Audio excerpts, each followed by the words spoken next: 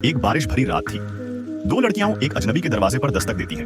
उन्होंने बस एक रात रुकने की इजाजत मांगी। मर्द ने पहले तो मना करने का सोचा, लेकिन तभी सुनहरी बालों वाली लड़की ने अचानक छींक दी, जिससे उसके दिल में दया उमड़ आई।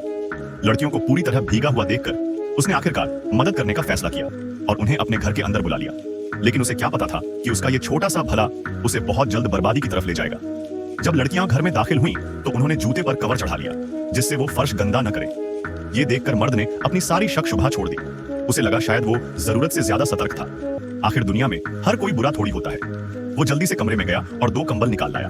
और फिर जब उसे पता चला कि बारिश में लड़कियों के फोन भीग गए हैं, तो उसने फौरन उनके लिए एक कैब बुक कर दी। मगर तेज बारिश की वजह से कैब आने में 1 घंटा लगने वाला था। लड़कियां अब भीगी हुई कपड़ों में थीं। बीमारी से बचाने के लिए उसने उन्हें साफ सुथरे गाउन दिए, गर्म कॉफी बनाई और उनके कपड़े सुखाने के लिए वॉशिंग मशीन में डाल दिए। लेकिन तभी ड्राइंग रूम से अचानक शोर सुनाई दिया।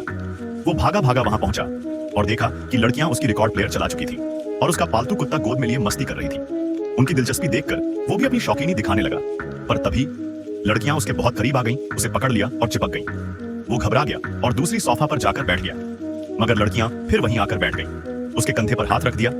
अब उसे शक होने लगा कि कुछ तो गड़बड़ है। वो फिर उठकर अलग बैठ गया, मगर लड़कियां फिर से उसके पीछे आ गईं। वो समझ चुका था ये लड़कियां कुछ और चाहती हैं। ध्यान हटाने के लिए उसने म्यूजिक प्ले कर दिया, मगर तभी सुनहरी बालों वाली लड़की डांस करने लगी, बेहद त्याओ यू फैंगशी में। वो मुश्किल से खुद को संभाले हुए था। तभी फोन में नोटिफिकेशन आया, कैब बाहर खड़ी है। लड़कियां रुक गईं। वो जल्दी से उनके सूखे कपड़े लेकर बाथरूम की तरफ भागा, लेकिन लड़कियां बाथरूम से बाहर ही नहीं आ रही थी। वो चिंता में बाथरूम में गया और यहीं से उसकी बर्बादी शुरू हो गई। दोनों लड़कियों ने उसे जकड़ लिया। सुबह जब वो उठा तो समझा लड़कियां चली गई हैं, मगर किचन में गया तो देखा लड़कियां वहीं थीं और सब कुछ बिखरा हुआ था।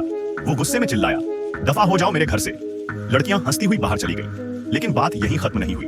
एक लड़की उसके चेहरे पर अपना बदबूदार मोजा रगड़ने लगी और पागलपन से पूछने लगी, मजा आ रहा है?